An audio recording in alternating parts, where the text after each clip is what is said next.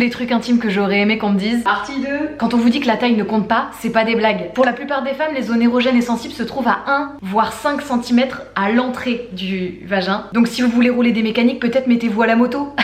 Oui, ta libido peut fluctuer et ça ne veut pas dire que tu n'es plus amoureuse ou que tu dois remettre toute ta vie en question. L'envie de faire l'amour, la libido, c'est un cycle. Et des fois tu vas avoir des cycles où tu peux plus te retenir et il faut que tu fasses tout ce que tu peux pour assouvir tes besoins. Et des fois où vraiment le sexe n'est pas une question dans ta vie, n'est pas un sujet et les deux sont tout à fait normaux. Aucun ne veut dire que tu as un problème. Oui, ça arrive souvent de retrouver des cheveux entre tes deux fesses. En même temps il fait bien chaud, ils sont bien, tu vois, ils sont compactés quoi. Et ça peut t'arriver plusieurs fois par jour, toute ta vie.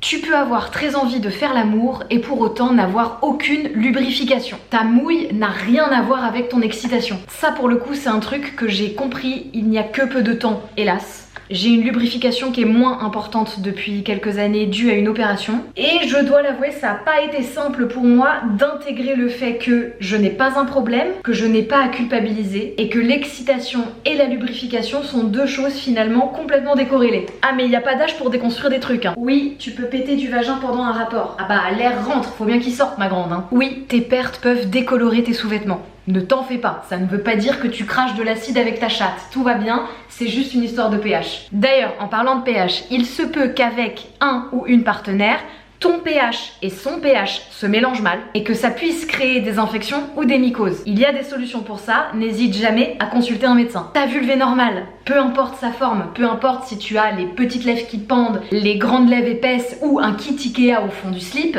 ta vulve est normale et le sera toujours et toutes les formes de vulve existent sur Terre. Oui, tu as des poils sur le pubis, mais aussi sur les lèvres, entre les lèvres, sur l'aine et parfois même jusqu'en haut des cuisses et c'est totalement normal. C'est la société qui t'a fait croire que ce n'était pas normal d'avoir des poils, mais les poils sont là pour protéger, ils participent à l'équilibre de ta flore en règle générale. Tu as le droit de les enlever si tu en as envie et que c'est ton choix avec ton corps, mais si tu les gardes, c'est la base, c'est tout à fait normal. Et toutes les femmes ont des poils.